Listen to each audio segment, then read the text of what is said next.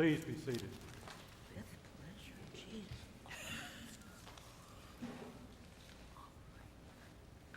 There's a little joke that goes around among clergy that when we're trying to schedule a meeting with each other, we always say something along the lines of, well, we can do it any time during the week because the only time we work is Sunday mornings. It is a joke, by the way. Oftentimes we hear that from folks, and a lot of times we hear it from children who, because that's the only time they see us doing anything, they think that's the only time we do anything. I want to tell you this morning about a couple of things that have not been on Sunday mornings, in which I have been involved in the past couple of weeks. 2 weeks ago, I joined a group of our parishioners at Centennial Park downtown for the rally for Orlando. It's interesting. Before 2 weeks ago, when you said Orlando, you thought of something else, didn't you? We gathered there, and this event had been put together within just a few days. And as I stood there and as I participated, I became aware of a couple of things about the event. One was I was deeply appreciative of those who organized it because they did a very good job of organizing this in a very short amount of time. The second thing was that there was a sense among over 1,000 people, there was a sense of some sort of community. Those things touched me and they moved me, and there were aspects of our time there that moved me as well. A little over a week ago, I received an invitation to an event a week ago. And the invitation came from a local imam. And he said, I would like to get together a group of folks. This is spurred by the event in Orlando, to discuss among ourselves what has happened.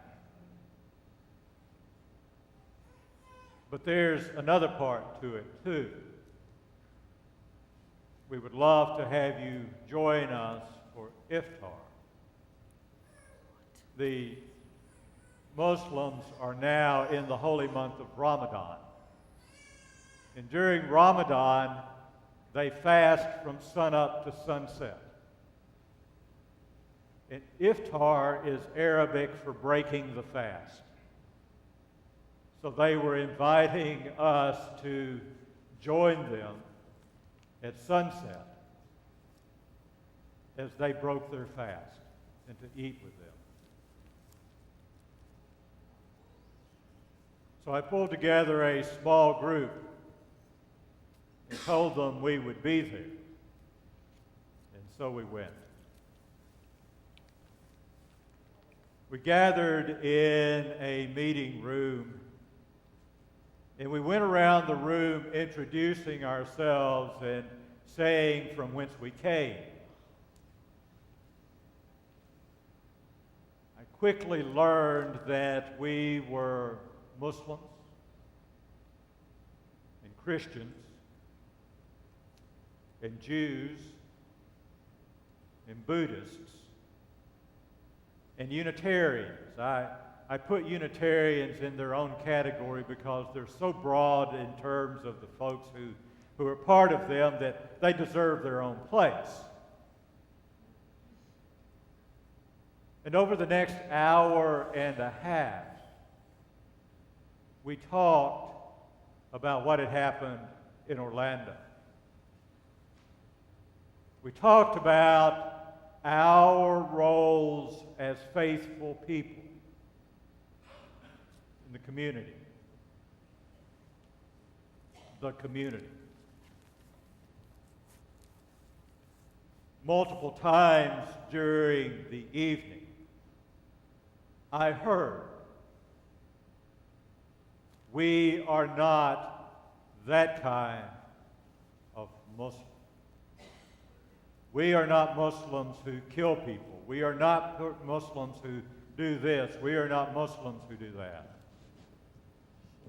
Multiple times throughout the evening, I heard, we are not that kind of Buddhist. We are not Buddhists who kill missionaries, as has been happening. And multiple times throughout the evening, I found myself thinking, I'm not that kind of Christian. The kind who kill people. The kind who abuse or hurt people. We talked about how that representatives of every form of the media had been invited to this meeting and no one came.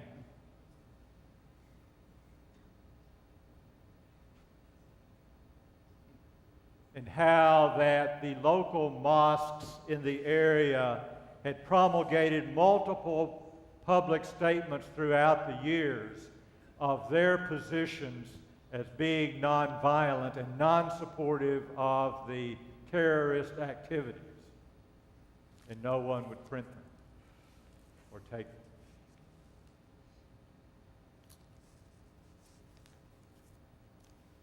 As we talked, something began to happen in that room. A sense of community began to build, and it went from I am so-and-so to we are someone. We are something. And we began to talk about a time to get back together. And then at 8:30, when the sun was officially set, they gave us each a date and some water. And they said, let's break fast together.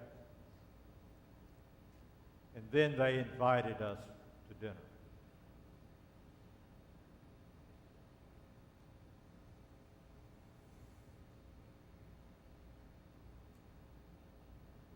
Jesus sent his disciples.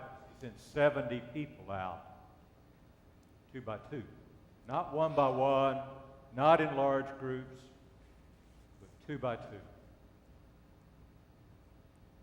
And he sent them out with the purpose of taking the kingdom of God into the world. He said, don't take any sandals, don't take your purse, don't take any spare clothes, and don't take your cell phone. Okay, so that's a contemporary interpretation. But he said, go out and be out in the world and be a harbinger of my kingdom. He sent them out of the comfort of their large group, and he said, go out into your discomfort. I found myself in each of these situations feeling a bit uncomfortable. Not because I thought that anyone who was there would hurt me. I really didn't think that. I thought that maybe someone outside of there might have designs on hurting. And so I was a little fearful of that. But it took me out of my comfort. And it put me into my discomfort. And part of that, quite frankly, is that I'm very hospitable. I can welcome just about anybody, but I'm really uncomfortable with someone else's hospitality. Here, sit. I'll feed you. Oh, well, let me do something.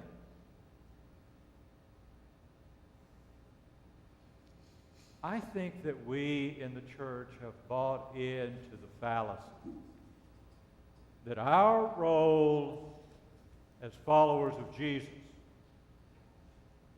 is to sit in our comfort and invite others in their discomfort to join us. But I think the reality is that we are called to go out of our comfort into our discomfort, to be with people, and to be harbingers of the kingdom of God. Gathering at that place a couple of weeks ago, that place was palpable with emotion. There were fears, very real fears. There was anger, very real anger. But there was mostly hurt and sadness and grief. That's the kind of place that needs the kingdom of God.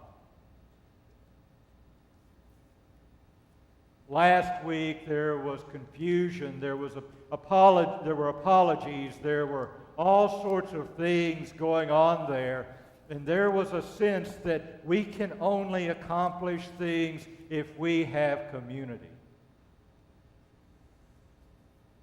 What a place for the kingdom of God.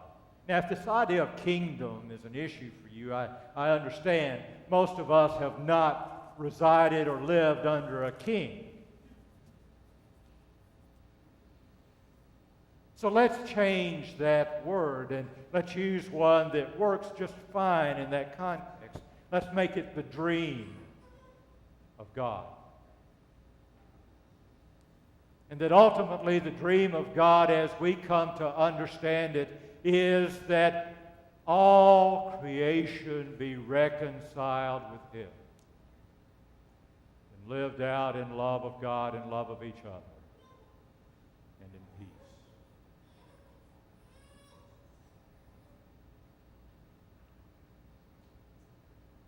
Different times you ask me what I think is the most important part of our Sunday morning services. I'll tell you a different thing probably each time, but right now what works for me is this phrase or these phrases as being the most important. Go in peace to love and serve the Lord. Let us go forth in the name of Christ. Let us go forth into the world rejoicing in the power of the Spirit. Now, don't get me wrong. I'm more than happy to welcome the people that we bring in here. But I want to suggest to you today that our lesson from Luke and from Jesus is this. Get up and get out. Get up and get out the doors. Get out of our comfort and go into the world where there is pain and sadness and grief. Go into the world where there is war and violence and degradation. Go and be the kingdom of God, the dream of God in the world. Go in peace to love and serve the Lord.